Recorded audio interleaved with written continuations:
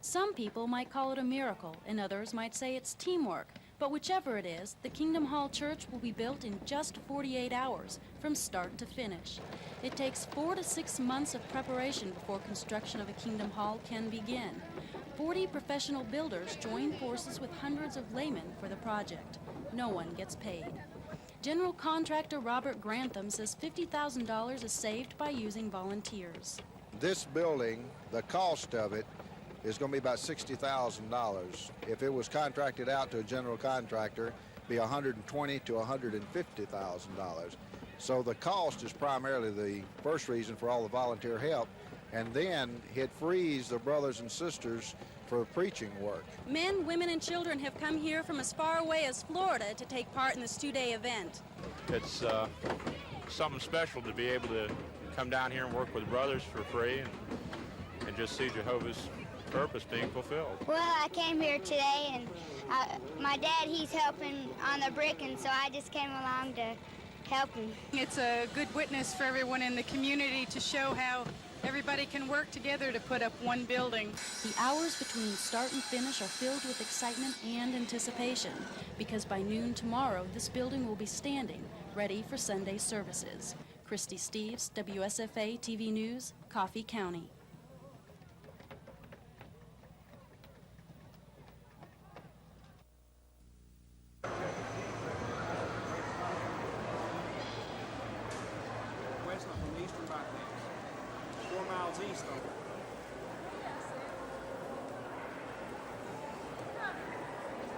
It fulfills the dream that I had when I was a child of being able to fly in a real airplane.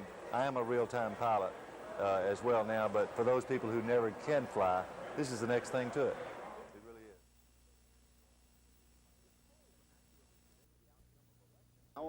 is. If polls accurately predict the outcome of elections, Albert Lee Smith can throw in the towel and his hopes of ousting Howell Heflin from his U.S. Senate seat.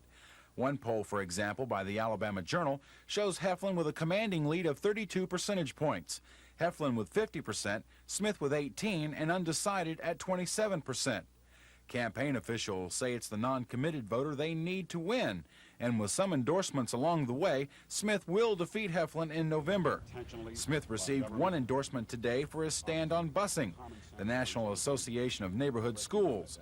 They, like the Republican challenger, oppose forced busing. Based on the voting record of Senator Heflin, we're convinced that he does not have the intestinal fortitude to seek the resolution of the busing issue through legislative powers. The Neighborhood Schools Organization has joined several groups in backing Smith: Concerned Christians for Good Government, the National Alliance for Senior Citizens, and the Alabama Conservative Political Action Committee, to name a few, all endorsing Smith for what they call the traditional values Smith represents. We endorse Albert Lee Smith because he stands for the traditional American values, the values that our parents had, their parents had, and their parents before them. And we would like to transfer that heritage to our children also. Tomorrow afternoon in Birmingham, Smith will meet Heflin in a debate. Both will have a chance to express their views. Smith officials say he must do well because they say all the endorsements in the world won't do any good unless the people go to the voting booth. Dean Argo, WSFA TV News.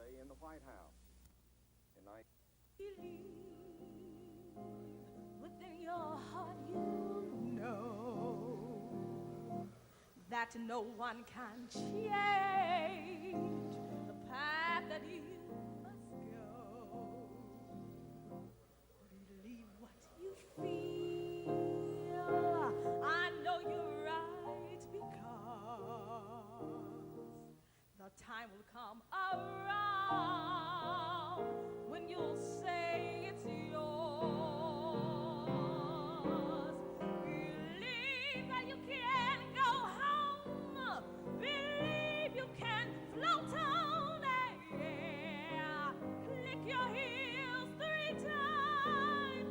If you believe, then you'll be there. Believe in yourself.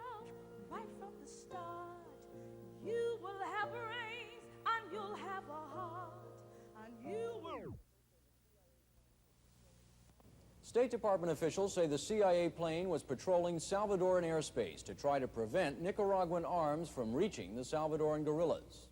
According to a communique, the small plane smashed into a mountainside near San Salvador under heavy rains. 4 CIA agents were on board. There were no survivors.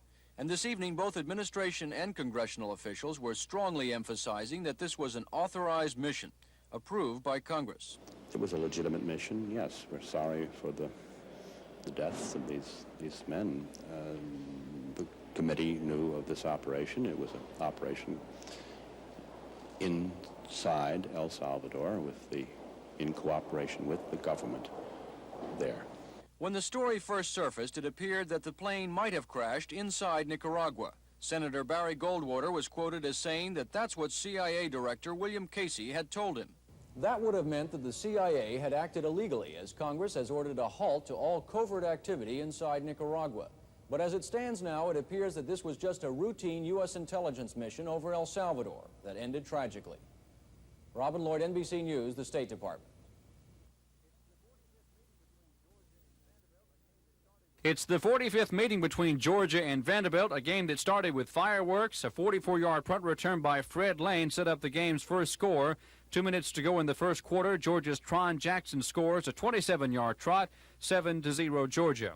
Vandy came right back. Quarterback Kirk Page to Chuck Scott. Page splitting the defenders to tie the game at 7 with 10:42 left in the quarter. Georgia's sophomore fullback Andre Smith made it 21-7 Georgia just before the first quarter ended. Smith on a 47-yard run for the Bulldogs. Vandy quarterback Mark Ratchett came in for Page and tossed 2 scoring passes. Ratchett throws to Joe Kelly for 17 yards to tie the game at 21, the score coming with 9:50 left in the first half. Still in the second quarter, Georgia quarterback David Dukes to Stanley Blaylock. The sophomore from Atlanta makes it 42-21 on the 49-yard scoring play, Georgia leading by 3 touchdowns at the half. But the romp did not stop in the second half. Vince Dooley letting his freshman in the action, this time Lars Tate on a 21-yard run. Late in the third quarter, the Dogs were up 56-21. Vandy's Kenny Witherspoon closed the gap for the Commodores late in the game. Georgia still ahead, however, 59-35. And with 2 minutes left, Georgia's Kevin Butler came in, not to run up the score, but to break a record. Butler kicked a 51-yarder to become the SEC's all-time leading scorer, a record held formerly by Herschel Walker. The Bulldogs had everything going against the Commodores, winning 62-35.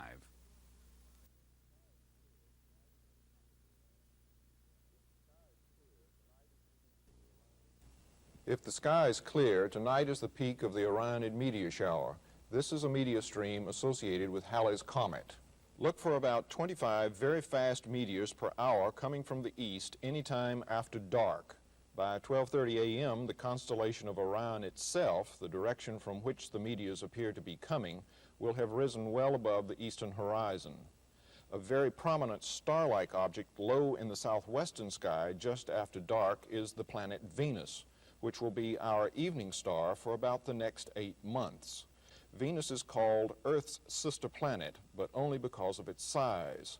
Since it is much closer to the sun and has a dense, cloudy carbon dioxide atmosphere, the entire surface of the planet, seen here in simulation, bakes at 900 degrees Fahrenheit. Indeed, its surface may actually glow a dull red, while strong winds stir up huge sandstorms. Elsewhere, tin and lead may fill depressions, forming pools of molten metal. I'm Tom Britton at the Gale Planetarium, hoping you will enjoy seeing October skies.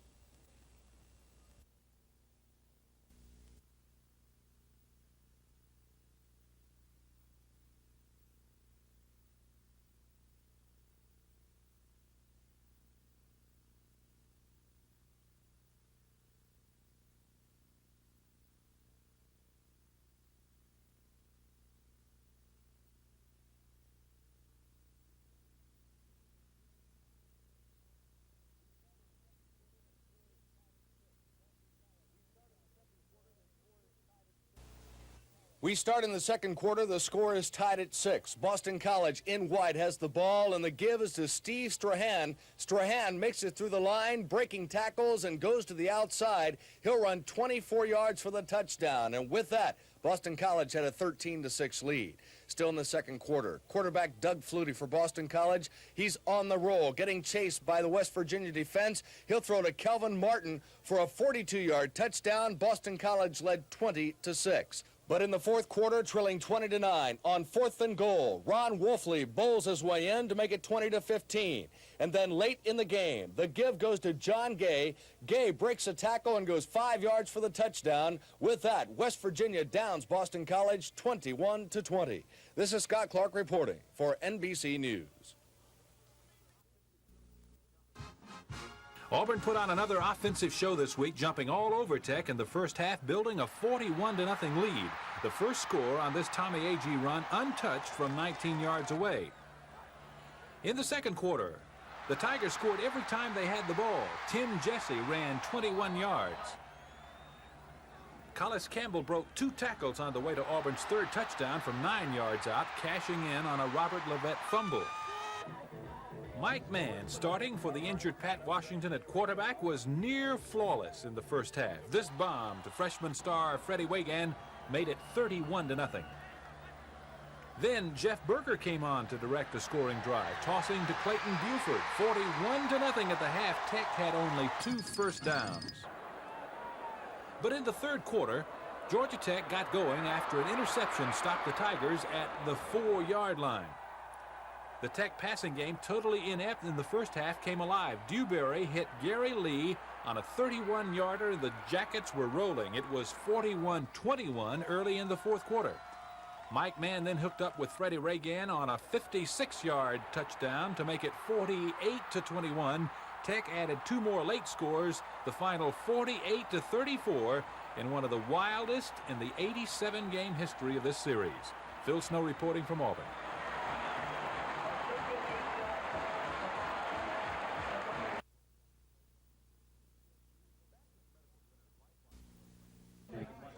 Baptist Medical Center's Lifeline program in just 2 short years has grown beyond expectations. The tiny piece of equipment is giving security and independence to over 200 people in the area, and officials say Lifeline's growth is unlimited. We'd like to have maybe another 150 to 200 within the next 12 to 24 months in service. The community has responded very, very well to this concept, and we're helping a lot of elderly people, so we're excited about it, and we look to advance the concept. Lifeline's purpose is to give its user constant contact with the hospital's emergency room. The device uses phone lines to transmit a signal from a communicator to the base station. Lifeline can also be programmed to go off at regular intervals. If a user is hurt or too ill to push the button, the signal goes off automatically. Dr. Andrew Dibner invented the device. It was a good idea. It just was the right idea at the right time. People want to stay home. They don't want to stay in hospitals. They don't want to go to nursing homes.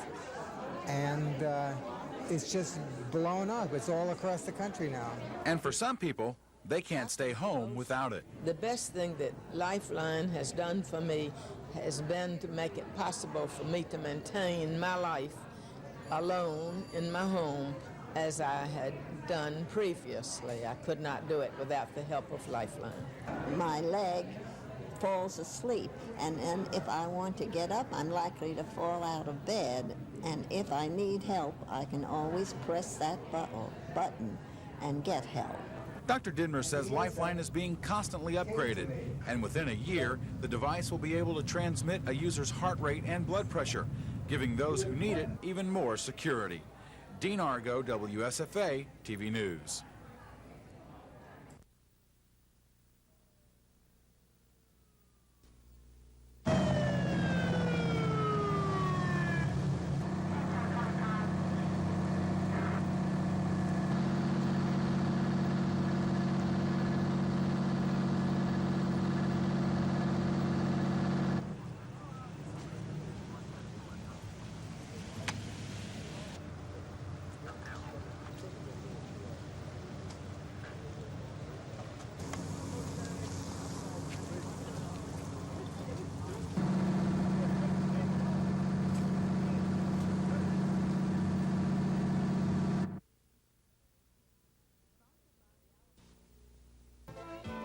Sponsored by the Alabama League of Women Voters, the hour-long debate was broadcast live in the Birmingham area and then rebroadcast on Alabama Public Television. Smith is 53 years old, married, and has 3 children. He is challenging incumbent Senator Howell Heflin. Smith spent most of the debate linking himself with President Reagan.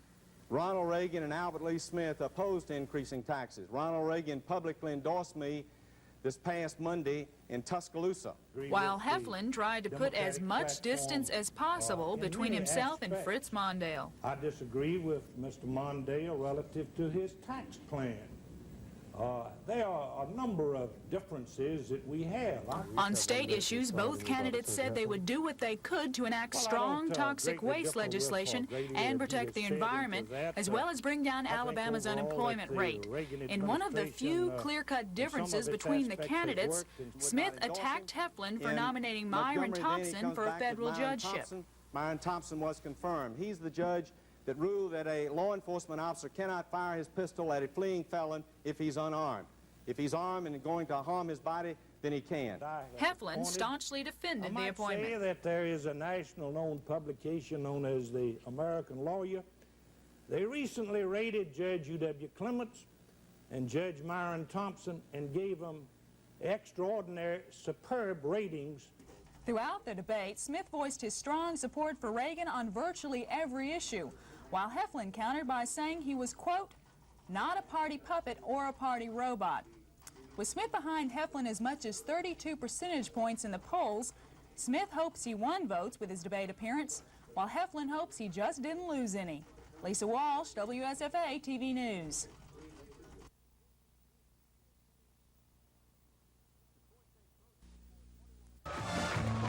The Troy State Trojans scored 21 unanswered points in the first quarter of last night's ball game. The first time Troy got the ball, they drove to the Delta State 35, where quarterback Mike Turk keeps on an option.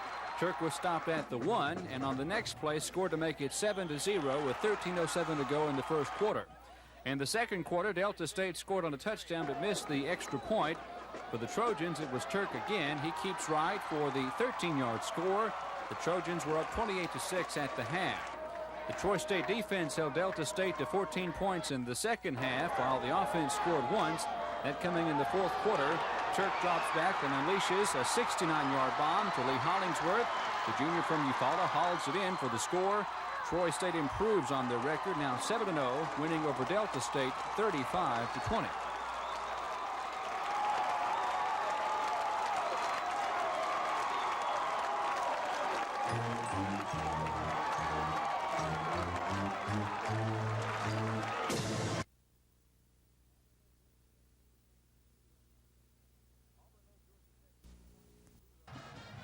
Auburn led Georgia Tech 41-0 at the half. Starting quarterback Mike Mann, a fifth-year senior who completed his first 10 passes, directed a potent offense that turned back the Yellow Jackets 48-34. Tech coach Bill Curry said he had never seen anything like the Auburn attack. The offense gained 28 first downs and 593 yards total offense. The defense was just as impressive in the first half, holding Tech to 2 first downs and 35 total yards. But Mann, whose only other start was 2 series in the season-opening loss to Miami, said the waiting period was worth it. You go through a lot of mental preparation, and doing it physically is a lot easier than doing it mentally because you've got so many different reactions and situations that you put yourself in mentally. And Coach Crow and my father and some other people always told me to stay positive and hang tough and stay mentally tough because your time's going to come. And today it came, and I did the best I could with it.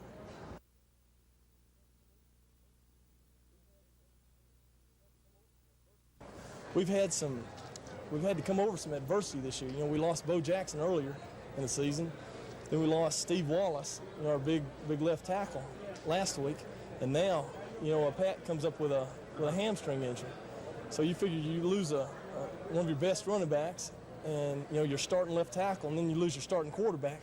The team's either got to come together or either it's going to fold. And we came together today. I think it's a very exciting feeling for me. And then they come back and they run the corner route, and Clayton was coming in.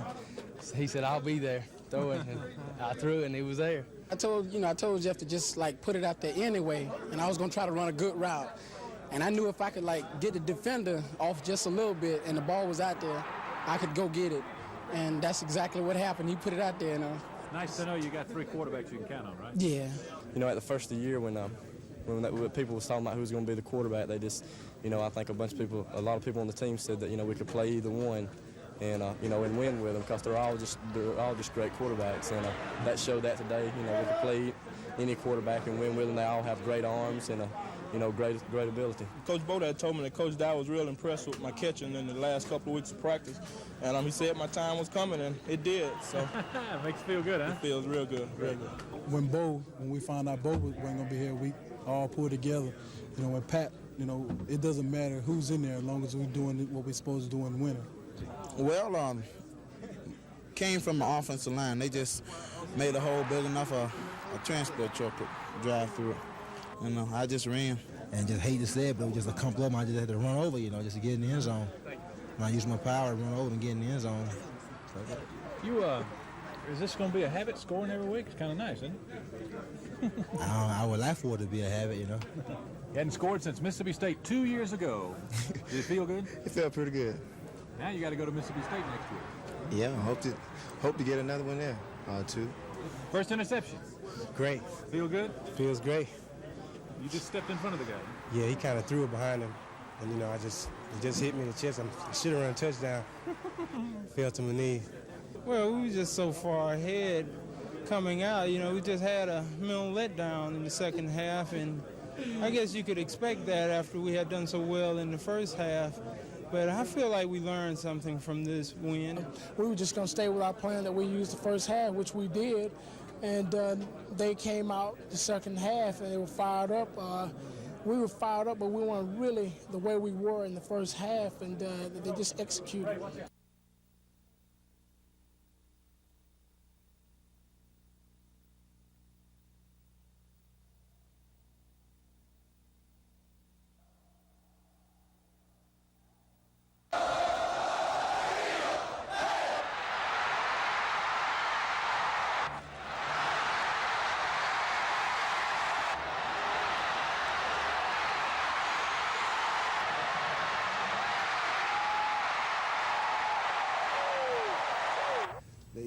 The first half was out of this world.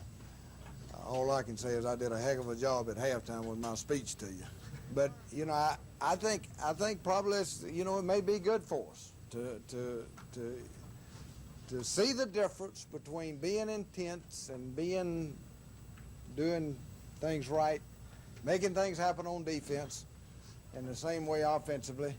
Just it don't, you know, football is such a game where inches mean so much, but that inch may be in desire.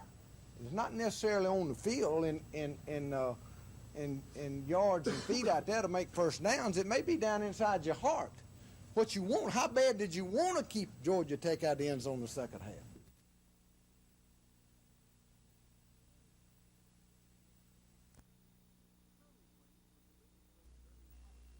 Curley claims the committee played dirty politics when they picked the number 3 man in the runoff and not him. When Mr. C. Bush died, the Democratic Executive Committee met and picked Mr. Maherd over me, which I came in second to Mr. Bush. Therefore, I feel like I was treated unfairly. Therefore, the people have organized a write-in campaign, and we are going to win on November the 6th. Wetumpka attorney Joe Macon Jr. is the Democratic Committee's lawyer. He says everything is perfectly legal. The legal situation is the Elmo County Democratic Committee is elected for the purpose of making replacements of candidates. They are elected by the people of the county, and they made their choice after allowing everyone to make application, and they listened to them, and they voted, and it was totally legal. That is their purpose. Commissioner Curley says the Democratic Executive Committee in this county didn't give him justice in this matter, and so he hopes the write-in campaign will put him back in the office. This is Norman Lumpkin, WSFA TV News, Wetumpka.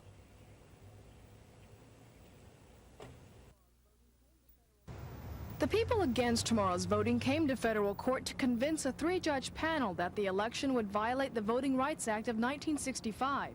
The referendum will allow voters in Troy to decide whether to change from a commission form of government to a city council government. But that's not the issue of the lawsuit. The attorney for the plaintiffs argued that voting locations would confuse black voters because they would go to municipal polling places and then to still other new county precincts for the November 6th general election. And this lawsuit is really not about districting at all. It's about where the polling places are going to be in a referendum that will be held tomorrow, and whether voters will be confused by having to go to one polling place tomorrow and then 2 weeks later having to go to another polling place for the general election. The judges disagree. They say the Voting Rights Act is not being violated, and Mayor Jimmy Lunsford is elated. Couldn't be happier. Everything is going great. Of course, we had a suit filed against us 8 days prior to the referendum scheduled for tomorrow, and that suit contended that we weren't doing everything that we should do, and we had not abided by the law.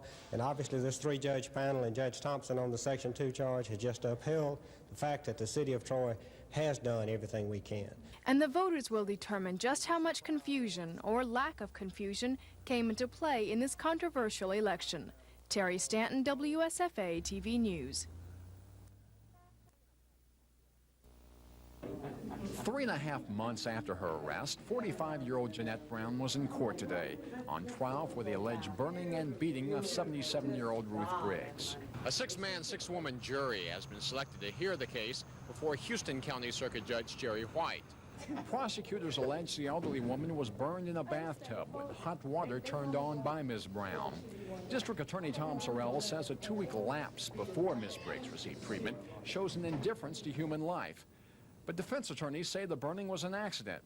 Attorney Phyllis Logston says her client at no time condoned, encouraged, or allowed any abuse. This afternoon, the alleged victim took the stand. Ruth Briggs testified she was burned with hot water at Brown's security home and not treated for her burns. She testified her cousin beat her with a belt while she was sitting in the bathtub. Ms. Briggs said, quoting here, "A cat wouldn't be treated the way she had been." After the prosecution rested its case, Judge White denied a defense motion for acquittal. Court officials expect the trial to last at least through tomorrow. Cal Calloway, WSFA TV News, Dothan.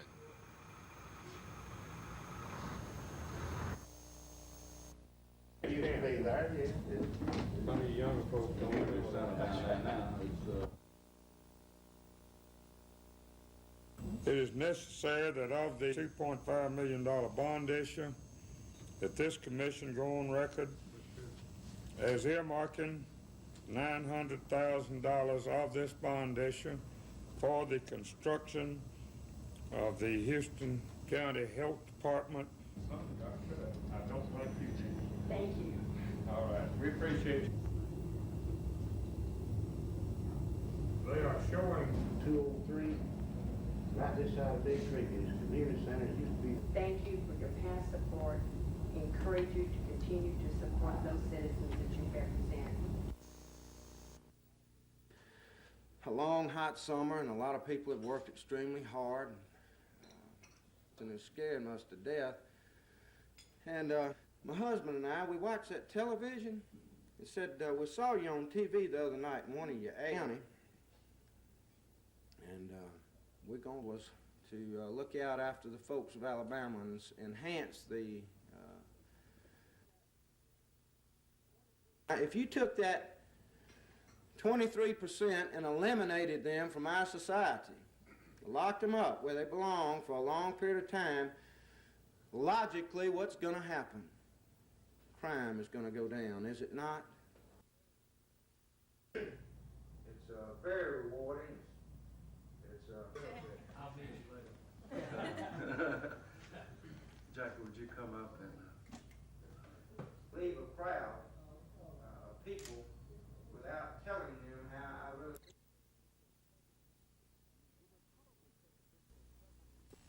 It would probably take officials several weeks to explain what officers and airmen are taught during their stay at Maxwell's Air War College. All they had were a couple of hours, so reporters got the highlights. Lieutenant Colonel Morris Taffet says the college's purpose is to teach students to fly and fight, and most importantly, to win.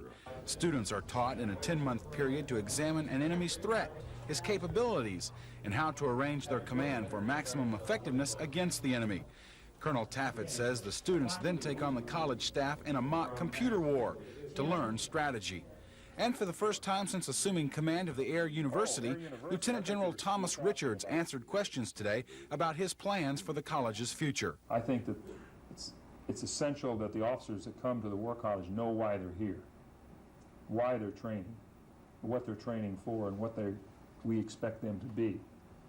Leaders of the future Air Force. They are our leaders.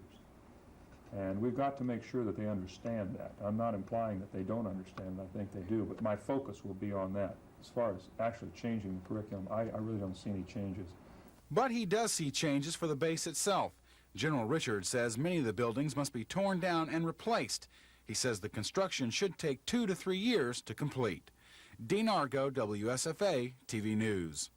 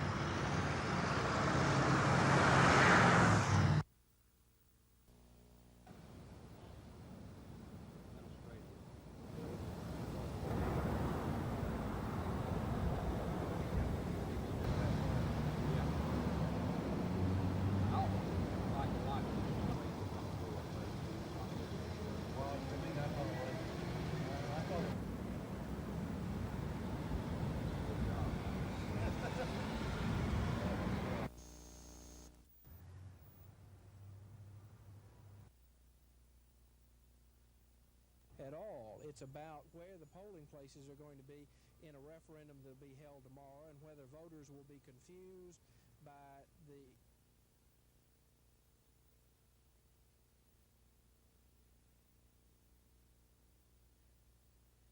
We had a suit filed against us 8 days prior to the referendum scheduled for tomorrow, and that suit contended that we weren't doing everything that we should do.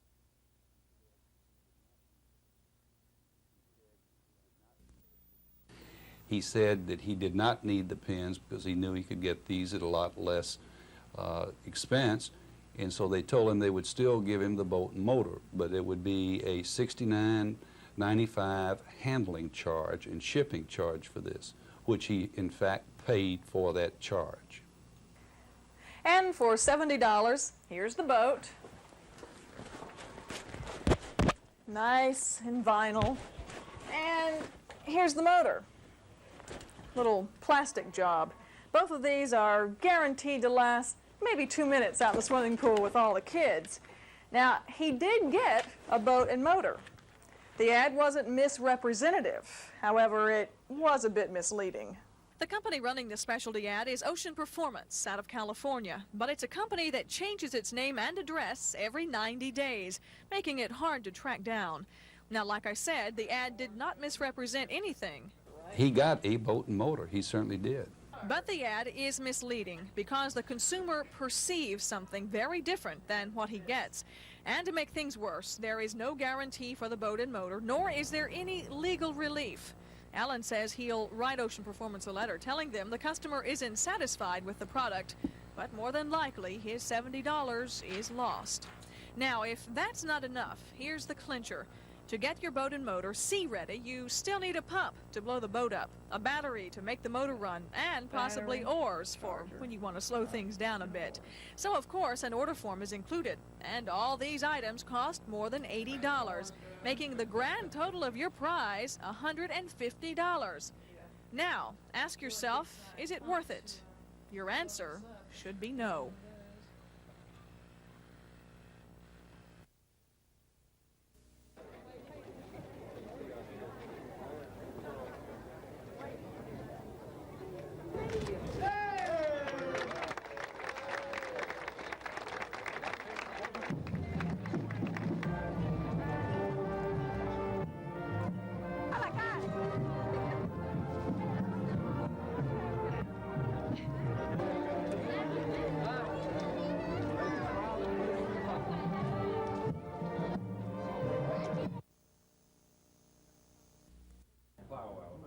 U.S. Congressman Bill Dickinson brought the Farmers Home Administrator to Troy to talk to his Agricultural Advisory Board, something he set up after the last election to stay in touch with the farm vote.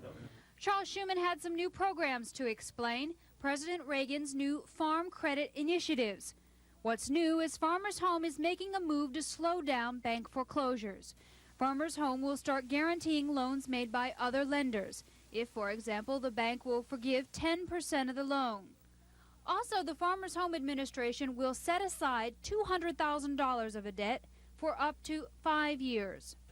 The combination of these two programs, these two initiatives, we think will go a long way towards helping a substantial number of farmers, not only in this district, but clear across the United States, as far as finding a way out of some of the real severe debt problems that they're facing. Across town, Dickinson's opponent in the congressional race, Larry Lee, was speaking to a group of students. You know, there's no doubt that agriculture's in tremendous straits, and I wish they had realized this more recently than just here on the election eve. Schuman says the farm credit initiatives are just part and parcel of a good and fair farm policy. Susan Silvernail, WSFA TV News. That's nice.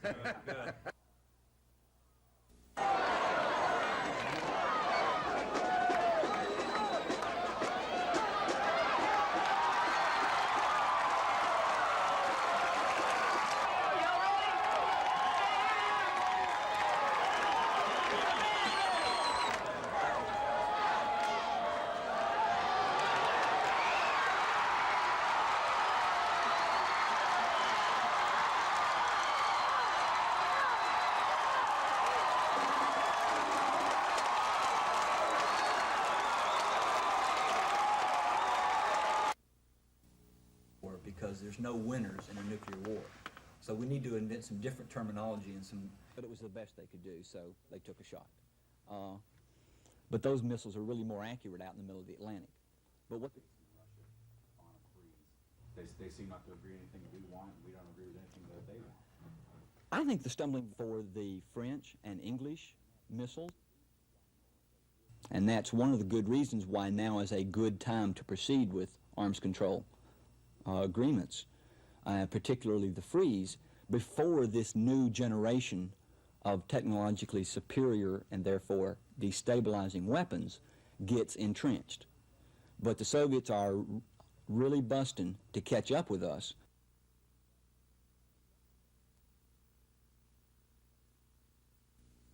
Fund will be used to fund pilot programs around the state, users of our children here in Alabama. This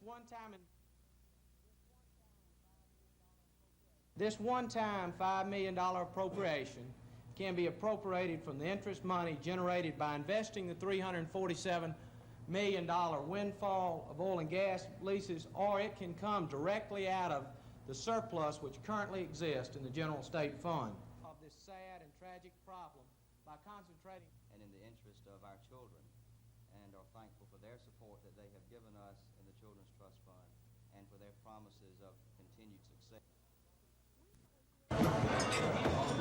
Recently, courts have been placing the responsibility of preventing drunk driving on the bars and restaurants that serve the drinks. The program that Lucretia Foster and John Perkins are gearing up for addresses that responsibility. They'll be making materials such as bumper stickers, table displays, and matches available to restaurants and bar owners. They'll also train servers on how to recognize and deal with someone who's had too much to drink. Ms. Foster says they're starting the program because bar owners want and need help. But it's because the people involved in the business are requesting this and are interested in reducing their liabilities. Liability and the threat of possible lawsuits resulting from customers who've left a bar drunk is definitely a concern of bar owners. There's no question that somebody would do that, and that's why we did buy a van, and that's why we call cabs and make sure people are taken home by their friends that are sober, and I believe that's our duty now according to the law. Even family restaurants, not known for serving alcoholic beverages, are taking precautions. And our only concern really was that we make our servers aware of their responsibilities and Red Lobster's responsibilities in complying with the law. And if you comply with the law, you have very little legal obligations to other people. A program like this implies that most of the responsibility of preventing drunk driving lies with establishments that serve the drinks. Feelings there are mixed. I think it really boils down to the consumer. The consumer should be responsible for anything, his own actions. With a problem this big, it's everyone's responsibility. Terry Stanton, WSFA TV News. There are lawsuits filed in court where customers are suing owners. The Alabama Nuclear Weapons Freeze Coalition says policies being considered by the Reagan administration will cause certain global thermonuclear war if adopted. Stephen Guzman, state coordinator for the group, says a launch on warning policy would lead to an accidental war within 1 year of adoption. He says as the United States and Soviet Union continue to place nuclear warheads closer to their target, the chance of a false alarm could trigger missile firings. And under several very likely scenarios or combinations of variables, accidental nuclear war is relatively certain within the next year or two. That doesn't mean accidental nuclear war is going to happen, but it's getting increasingly likely. Guzman says the only chance for survival is to stop production of nuclear weapons and begin arms talks between superpowers. But South Carolina Senator Strom Thurmond disagrees. He says while arms talks should take place, an arms freeze would give the Soviets the power they need to take over the U.S. Reagan wants to try to reach an agreement if he can reach a reasonable agreement with them. But you got to keep in mind they can't be trusted. As I stated this morning, they've broken all the major agreements they've entered into. A freeze would just freeze us, maybe to our permanent detriment. Guzman says the Reagan administration does not want to talk with the Russians. He says too many businesses are benefiting from the arms race. As he puts it, the threat of nuclear war doesn't make any sense, only dollars. Dean Argo, WSFA TV News.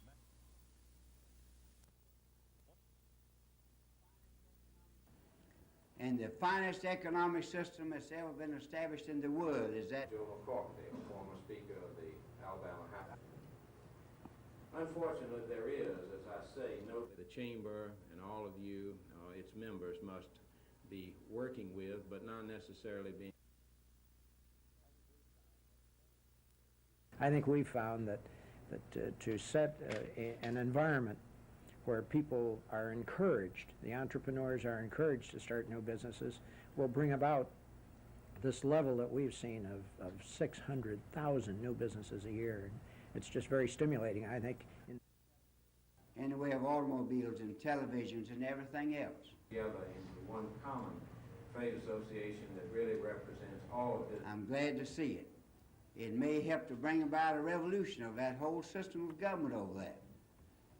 If the Soviets would do that to any great extent, they'd probably do the same thing.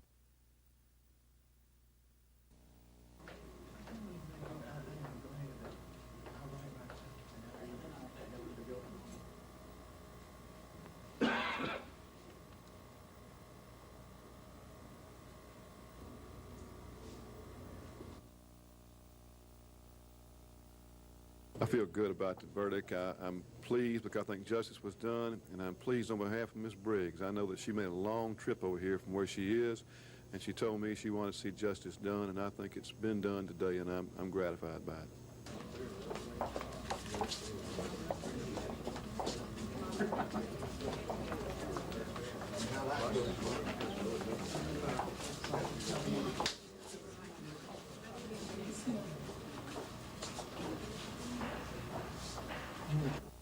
Require that absentee ballots be made available for distribution until 20. For Alabama, approximately 48,000 military personnel are eligible to vote in Alabama, and an additional 36,000 military dependents and spouses are also eligible to vote. Alabama also has about 40,000 other U.S. citizens overseas who can vote in your elections. So as Mr. Siegelman mentioned earlier, the problem is that there is not sufficient transit time for absentee ballots to be mailed from the local election official to the voter overseas in time for them to execute their ballot and return it in order to be counted. Represents all absentee election managers. She does a particularly good job in fulfilling not only her obligations under the law, but going one step beyond that to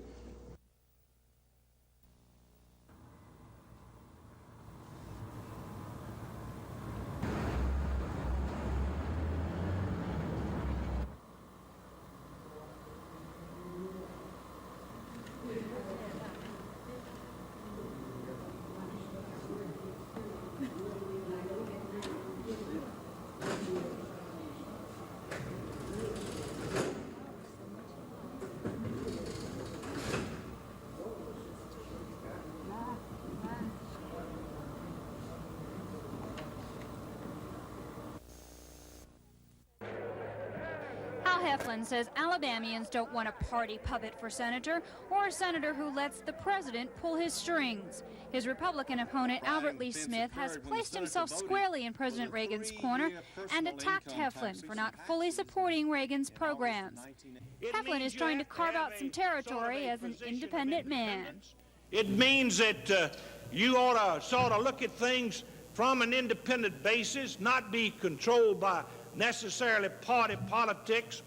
However, when it comes to organizing the party and other party matters, I've always been there. On the other hand, Heflin did not shy away from the Mondale-Ferraro ticket. I support and endorse the entire Democratic ticket. I've always been a Democrat. And he brought out the most popular Democrat in the state, Governor George Wallace, who also made his strongest statement to date about his own party loyalties. Let's be sure to roll up the biggest vote that Harold Heflin, any senator, ever got in the history of Alabama in November. Thank you. Thank you. Susan Silvernail, WSFA TV News.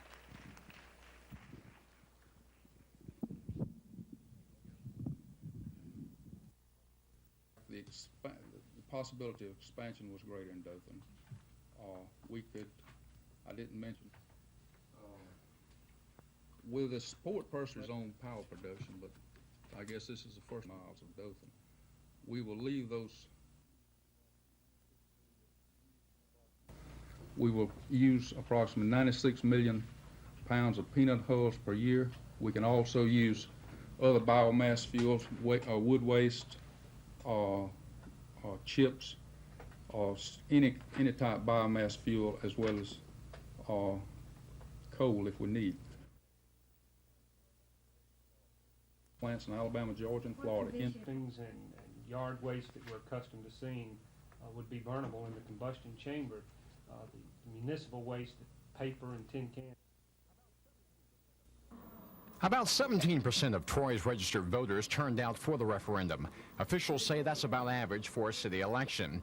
The vote wasn't even close. By a 3-to-1 margin, voters approved a switch to a 5-member city council, each elected by districts, with a mayor elected at large. And we have shown that we do want the mayor-council form of government. It's unanimous throughout the city, and it's a step in the right direction. Troy is now governed by 3 commissioners, each elected at large. Some black citizens say the commission form of government discriminates against them. 3 blacks filed suit last year against the city, a suit one plaintiff says led to today's referendum. They failed to respond to our request to where they could have went through the legislature to avoid even this referendum. So I know that this referendum was a result of the lawsuit that was filed. People in Troy are tired of spending all our time in federal court. I think that we really have shown that we want to have some control over what we do in the city of Troy, and we do now have control. Lunsford says the city will contract with Troy State University to draw up 5 council districts. He expects the city to hold new elections in April or May of next year. Henderson wants 2 of those districts to be predominantly black. Jimmy Lunsford and Geraldine Henderson have had their differences in the past, but they have one thing in common tonight. Both say they will run for office next year, Lunsford for mayor and Henderson for the city council. Cal Calloway, WSFA TV News, Troy. About 13% of the electricity generated in the U.S. comes from nuclear power plants. But these plants utilize the fission process, which splits atoms to release energy. The fusion process, not unlike our very own sun, produces energy by combining atoms. Auburn University is one of only a few universities in the country working on a way to control the more complicated fusion reaction. This is the Auburn Torsatron, It uses intense magnetic fields to contain and control positively charged particles called plasma. It's in this plasma that scientists hope to control and maintain a fusion reaction. While the Auburn torsatron will never generate electricity, it will help point the way for much larger fusion projects by doing some of the research that the multi-million-dollar facilities would find very difficult to do on a large scale. Auburn physicist Dr. Gary Swanson says fusion energy has many advantages over the fission process we now have. Because it uses virtually inexhaustible supply of fuel. The fuel is virtually free. The fuel waste product is not even radioactive. And the ultimate overall radioactivity of the plant is almost negligible compared to what you have with fission. Auburn University has been awarded a research grant from the federal government to begin its work in the world of fusion. The first results are expected next spring. Dennis Latham, WSFA TV News, Auburn.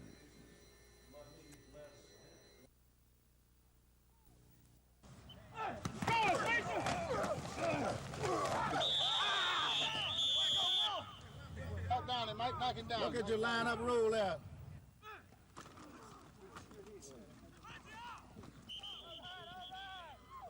While winning helped us to get a quicker step, they have been staying with it and hanging with it and working harder.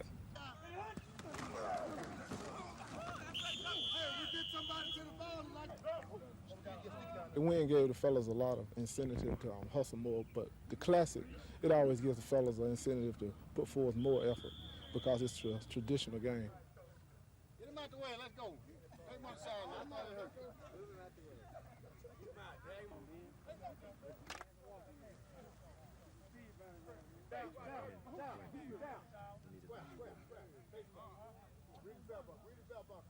Let's go, D, let's go, D.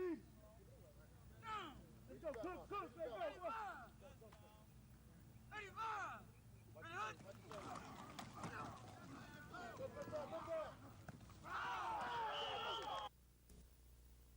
They're leaving the Alabama Air National Guard. They're going to work over at Union Camp's paper. This right here shows the 7 different wage areas. In fact, today an aircraft mechanic with the Alabama Air National Guard unit at Danley Field can transfer to Birmingham and be paid nearly $4,000 a year more to perform the same duties. And of course, those who leave are the ones with the most experience and most training. If we're to maintain the kind of defense systems we need, I believe this situation must be corrected. We must retain those people who keep our systems in operation. These kind of folks, there's one way if you're a GS-12, whether you're working to live in Montgomery County than it is to live in Covington County. Having knowledge of both counties, very personal knowledge of both counties.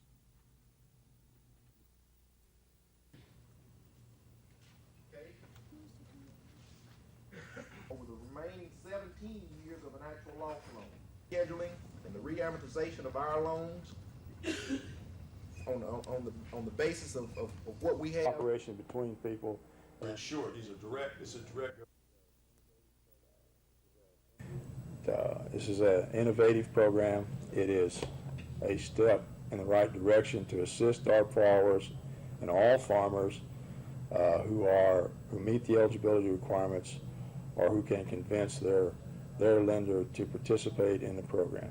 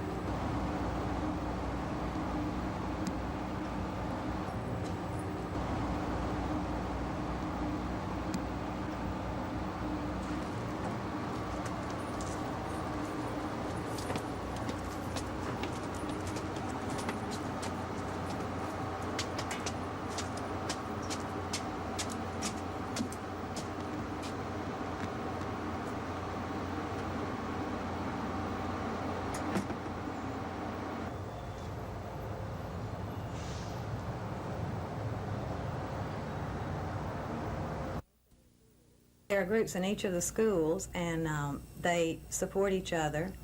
They will make contact with kids coming into the schools and show them that there is an organization here that you can belong to. You can get support from us in helping you to say no to drugs and alcohol if the occasion should arise. They have programs. They have meetings weekly in the schools, and then once a month we come together, all the schools as an organization, and have programs and entertainment. And they just hope to show the other kids that you do not have to have drugs and alcohol to have a good time.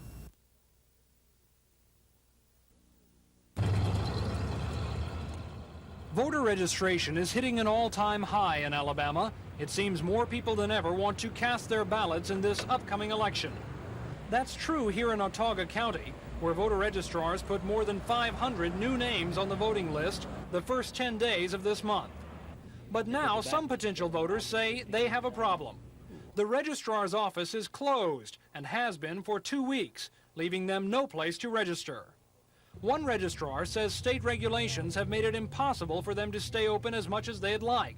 Still, they've tried to register as many voters as they can. We have tried every way that's possible. State election officials say there is in fact no reason the Autauga office should be closed. But state regulations have changed so much in the past year, they say many local election officials simply don't know what the law says.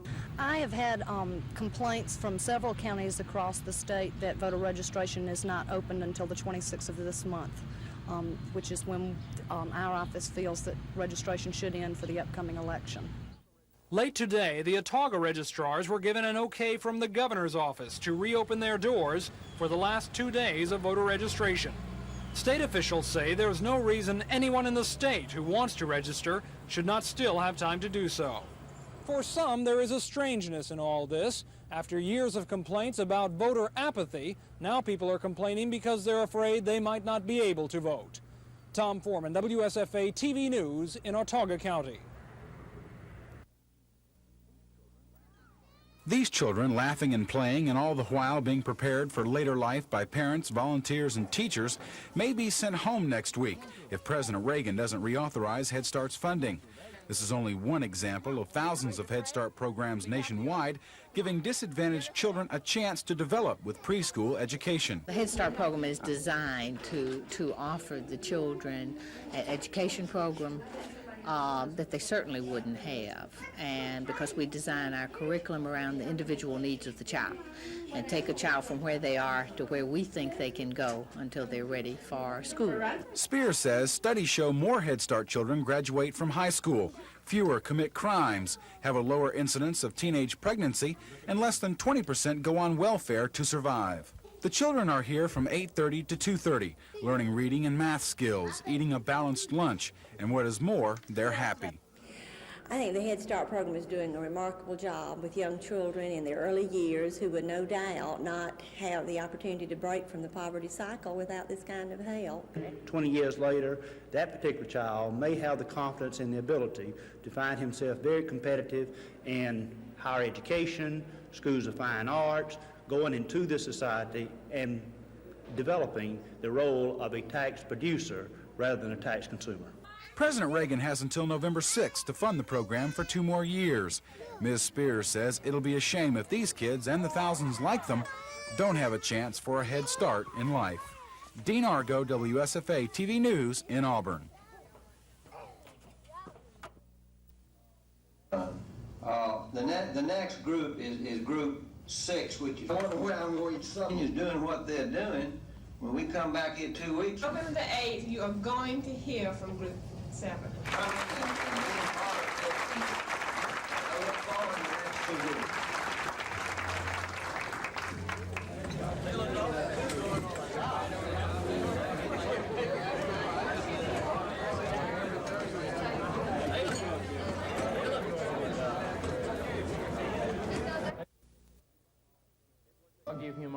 It was a July night in Paragould, Arkansas. Rodeo clown Buddy Martin of Montgomery, Alabama, 32 years old and a newlywed of 5 days, put on his makeup, as always, to please the kids. Buddy would be pleased if none of the rodeo cowboys got hurt. That was his job, to see that they didn't. But a freak accident nearly claimed Buddy's life. Buddy was walking away. He had fought the bull and he had won, and he forgot about the bull for a minute and was walking away, and that bull was like he was going out of the arena, or going out of the pen, and he turned around and came back and hit Buddy from behind. Buddy never knew he was even coming until it was too late.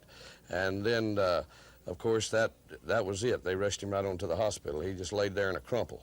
Paralyzed from the shoulders down, Buddy is undergoing rehabilitation in Birmingham. To help defray his enormous medical expenses, friends are holding a benefit rodeo in Montgomery November 9th and 10th. The clowns that are working here, Rudy Burns and Keith Fontenot from Louisiana, they're donating their services. We're expecting more. It'll have a tidal wave effect, more of the contract acts and more of the clowns that are in pro rodeo to be here. We're expecting a lot of the big names in the bull riding to come. A lot of people say they don't believe in God, but I tell you what, I believe he works miracles himself, you know. And because I know it's several times, several storms I've been in, you know, when I'm supposed to make it, you know, don't never worry about it, you know, pull you right through. Rodeo clowns like Buddy Martin are known as lifesavers to rodeo cowboys. The cowboys would like you to be one too. Dave Cody, WSFA TV Sports. It's been a day for company officials to see the Hughes plant and meet with workers. A first visit for Hughes chairman, Alan Puckett. Puckett says Hughes came to Eufaula 2 years ago because the city was the best location for his company. We took into account the local living conditions, the local labor force, and particularly whether or not we thought people wanted us there. Turns out that's pretty important. This plant was an experiment to see how things worked. The company created a new facility from scratch and hired a job force. The result? Plans to keep growing. 2nd District Congressman Bill Dickinson says the expansion of this facility means more jobs for Barber County. A lot of spin-offs from this industry. Other people will be attracted here because they have something to sell to Hughes, and they'll come and locate here. So I'm firmly convinced in my mind within 5 years we'll have 500 people working either for Hughes or closely allied to Hughes, jobs that were not in existence 2 years ago. Right now, the plant employs 160 people.